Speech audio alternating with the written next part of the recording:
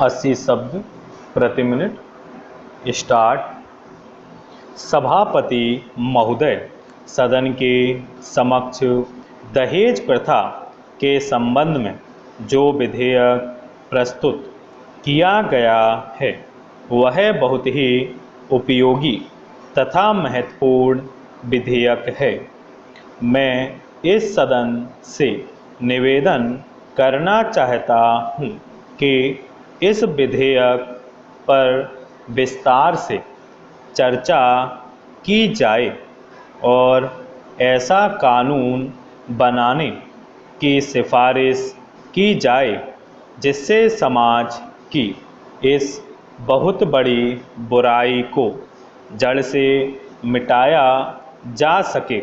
मैं यह भी मानता हूँ कि समाज की इस बुराई को कानून के द्वारा जल्दी दूर नहीं किया जा सकता है। कानून के साथ साथ कुछ ऐसे कार्यक्रम भी हमें बनाने होंगे जिनके माध्यम से देश की जनता को इस बुराई के विषय में अच्छी तरह से समझाया जा सके। दहेज प्रथा पुराने समय में हिंदू धर्म में प्रचलित थी, लेकिन अब धीरे धीरे यह प्रथा सभी धर्मों में बीमारी की तरह फैल चुकी है और अब धीरे धीरे एक व्यवसाय का रूप ले चुकी है। हिंदू समाज में विवाह को एक पवित्र धार्मिक कार्य माना जाता था, लेकिन उसके साथ साथ धन दौलत और लेन देन का व्यवसाय भी जुड़ गया है।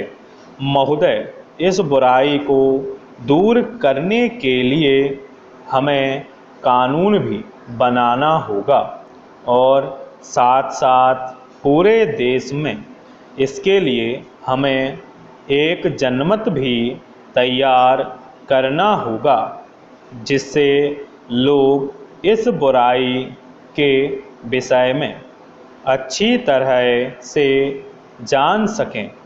बाल विवाह को रोकने के लिए कानून बना हुआ है, लेकिन हम देखते हैं कि हजारों बाल विवाह हो रहे हैं जिसका पता ना तो सरकार को है और ना ही ऐसे लोगों को सज़ा मिलती है।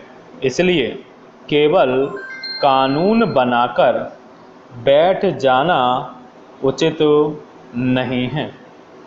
सरकार को समय समय पर इस बात का भी पता लगाना चाहिए कि कानून का पालन हो रहा है या नहीं। मैं आपसे निवेदन करना चाहता हूँ कि केवल कानून बनाने से सामाजिक बुराई को समाप्त नहीं किया जा सकता है। इस प्रकार की सामाजिक बुराई को समाप्त करने के लिए हमें समाज में जाकर कार्य करना होगा। आम जनता को घर घर जाकर दहेज जैसी बुरी प्रथा के विषय में जानकारी देनी होगी। उन्हें यह भी बताना होगा कि यदि दहेज प्रथा को समाप्त नहीं किया गया तो उनका विकास कभी भी नहीं हो सकेगा और वे सदा गरीबी में अपना जीवन जीते रहेंगे। इस कार्य के लिए ऐसी संस्थाएं बनानी होंगी जो समाज सेवा और मन से काम कर सकें।